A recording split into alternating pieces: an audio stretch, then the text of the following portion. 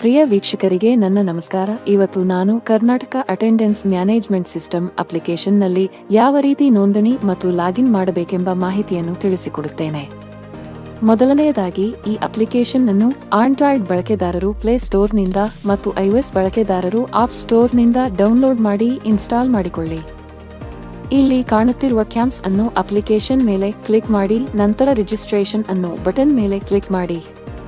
ನಿಮ್ಮ ಮೊಬೈಲ್ ಸಂಖ್ಯೆಯನ್ನು ನಮೂದಿಸಿ ಮತ್ತು ನಿಮ್ಮ ಮೊಬೈಲ್ ಸಂಖ್ಯೆಗೆ ಕಳುಹಿಸಲಾದ OTPಯನ್ನು ನಮೂದಿಸಿ. ನಿಮ್ಮ ಆಧಾರ್ ಸಂಖ್ಯೆಯನ್ನು ಇಲ್ಲಿ ನಮೂದಿಸಿ. ಕನ್ಸೆಂಟ್ ಚೆಕ್ ಬಾಕ್ಸ್ ಮೇಲೆ ಕ್ಲಿಕ್ ಮಾಡುವ ಮೂಲಕ ನಿಮ್ಮ ಸಹಮತಿಯನ್ನು ನೀಡಿ OTP ಆಪ್ಷನ್ ಅನ್ನು ಸೆಲೆಕ್ಟ್ ಮಾಡಿ.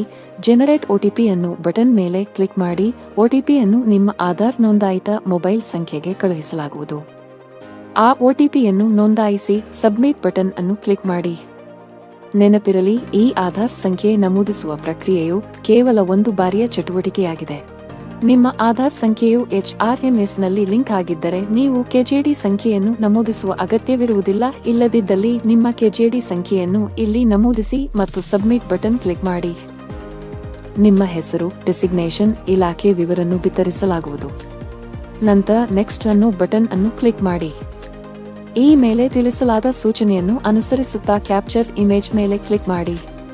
ನಿಮ್ಮ ಭಾವಚಿತ್ರವನ್ನು ಸೆರೆಹಿಡುವ ಮೂಲಕ ಓಕೆ ಅನ್ನೋ ಬಟನ್ ಅನ್ನು ಕ್ಲಿಕ್ ಮಾಡಿ. ಸೆರೆಹಿಡಿದ ಭಾವಚಿತ್ರವನ್ನು ನಿಮ್ಮ ಆಧಾರ್ ಫೋಟೋದೊಂದಿಗೆ ಕಂಪೇರ್ ಮಾಡಲಾಗುವುದು.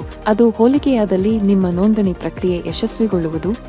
ಈ ರಿಜಿಸ್ಟ್ರೇಷನ್ ಪ್ರಕ್ರಿಯೆಯು ಕೇವಲ ಒಂದು ಬಾರಿಯ ಚಟುವಟಿಕೆಯಾಗಿರುತ್ತದೆ. ನಿಮ್ಮ ಅಟೆಂಡೆನ್ಸ್ ಅನ್ನು ಮಾರ್ಕ್ ಮಾಡಲು ಲಾಗಿನ್ ಬಟನ್ ಮೇಲೆ ಕ್ಲಿಕ್ ಮಾಡಿ. ನಂತರ ಮಾರ್ಕ್ ಮೈ ಅಟೆಂಡೆನ್ಸ್ ಮೇಲೆ ಕ್ಲಿಕ್ ಮಾಡಿ. ನಿಮ್ಮ ಕಚೇರಿ ಸಮಯವನ್ನು ಆಯ್ಕೆ ಮಾಡಿ. ನೆಕ್ಸ್ಟ್ ಅನ್ನೋ ಬಟನ್ ಅನ್ನು ಕ್ಲಿಕ್ ಮಾಡೋ ಮೂಲಕ ನಿಮ್ಮ ಭಾವಚಿತ್ರವನ್ನು ಸೆರೆಹಿಡಿಯಿರಿ.